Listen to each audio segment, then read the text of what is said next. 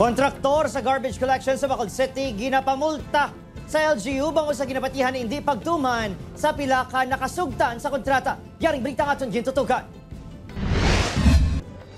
Isang barangay sa Finia sa may pinakadako nga populasyon sa Bacolod City nga may 70,000 ka mga residente. May ara ini isang 24 ka mga purok kag 28 ka subdivisions. Bangod sa populasyon, tambak man ang basura sa lugar.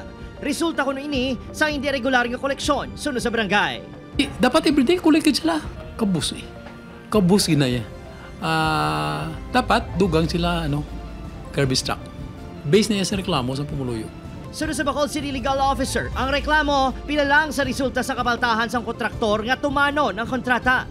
Lakip na diri ang hindi pagtugyan sang access sang GPS sa LGU rason nga hindi ma-monitor ang koleksyon sa basura. Wala man nahatagan sang shredder ang tatlo ka mga mayor nga merkado sa syudad.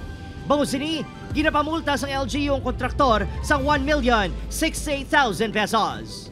Ginbase na sa aton kontrata nga ang first offense is 1,000, second offense is 2,000, third offense is 3,000. So since the start of the contract, February 1 up to the present, why nila ma-deliver ang GPS as well as ang shredder. No?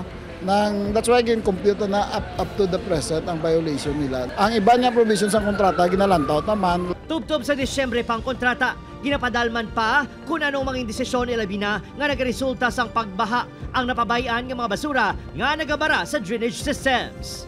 Ang aton sining treatment, this is coupled with services. I mean, we're talking of garbage collection, clogging sang drainage, ang sanitation, ang ikayong lawas sang Pumuluyo. Sure lang, sige, nabayaran niya sa syudad mo. No, hindi niya libre. Hindi ko na kasilin kung marinyor. Hindi. What I am concerned right now is the current contract of the city. May mga obligations na sila sa aton agreement nga dapat nila obraw. Sa pagpakigaw sa news team, nagpadala sa mensaheng project manager sang kontraktor nga si Joram Francisco nga hindi pa sila makasabat sa issue sa subong.